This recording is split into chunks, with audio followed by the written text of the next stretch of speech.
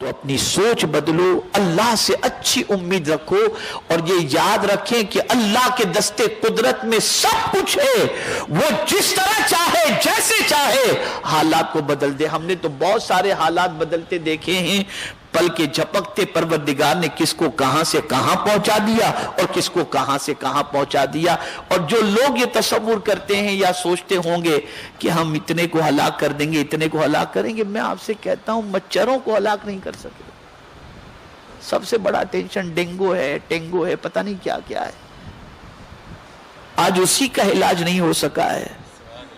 مچھر جیسے ہلاک نہیں ہو سکتے پوری طریقے سے، دوائیں چھڑک کر۔ ابھی کچھ دنوں پہلے میں فلائٹ کے اندر تھا تو ایک فلائٹ کے اندر مچھر ہی مچھر تھے، میں نے کہا یہ کیا؟ بولے بامبے سے فلائٹ کے اندر مچھر گھس گئے، نکال نہیں پا رہے ہم لوگ۔ میں خود اپنا واقعہ میں آپ کو بتا رہا ہوں۔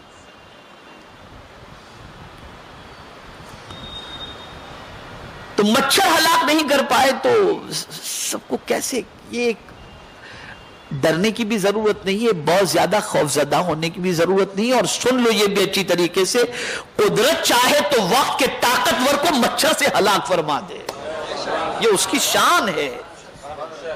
سب مل کر مچھر کو ہلاک نہیں کر سکتے، لیکن وہ میرا کریم چاہے تو ایک مچھر کے ذریعے طاقتور کو ہلاک فرما دے۔ سب کچھ اس کے دستے قدرت میں ہے۔ اللہ تعالیٰ سب کو صحیح سمجھ عطا فرمائے، صحیح سوچ عطا فرمائے، اور پروردگار جل جلالہ اپنے رب سے ہمیں اچھی امید رکھنے کی توفیق نصیب فرمائے۔ ہمیشہ یاد رکھے، ابھی میں تو آج میرا پروگرام یو کے میں تھا، کل بھی یو کے میں پروگرام تھا، میں ایئرپورٹ سے واپس آیا اور نہیں جا سکا، تو میں نے اپنے استاد سے عرض کیا کہ حضور میں ایئرپورٹ سے واپس آ گیا اور میں نہیں گیا، تو بڑی پیاری بات انہوں نے فرمائی، کہا مولانا اپنا کام تو کچھ ٹیڑھا بھی ہوتا ہے، کچھ سیدھا بھی ہوتا ہے، لیکن مولا کا کام سب سیدھا ہی ہوا کرتا ہے، تو اس میں کوئی بہتری ہوگی جو اس نے کیا ہے، اور یقیناً بہتری ہے، اس میں کوئی شک کی گنجائش نہیں، بہت بہتری ہے۔ ہمیشہ اللہ سے اچھی امید رکھو، اچھا گمان رکھو، جیسا گمان رکھو گے اللہ ویسا تمہارے ساتھ سلوک فرمائے گا۔ ایک صاحب نزا کے عالم میں تھے، روح نکلنے کے قریب تھی، میرے آقا صلی اللہ علیہ وسلم ان کے قریب پہنچے، سرکار نے فرمایا اپنے آپ کو کیسا پاتے ہو؟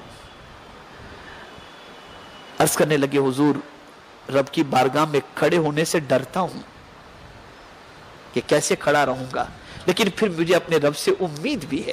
سرکار نے فرمایا دوسری بات پر یقین رکھو، اللہ تمہارے ساتھ اسی کے مطابق سلوک فرمائے گا۔ خوف بھی ضروری ہے اور امید بھی ضروری ہے، ہمیں اپنے رب سے اچھی امید رکھنا چاہیے، اور ساتھ ہی ساتھ اچھا بننے کی کوشش کرنی چاہیے۔ جو رب اتنا ہمارے ساتھ اچھا سلوک فرماتا ہے تو ہمیں بھی چاہیے کہ ہم اچھے کام کر کے اس کو راضی کرنے کی کوشش کریں۔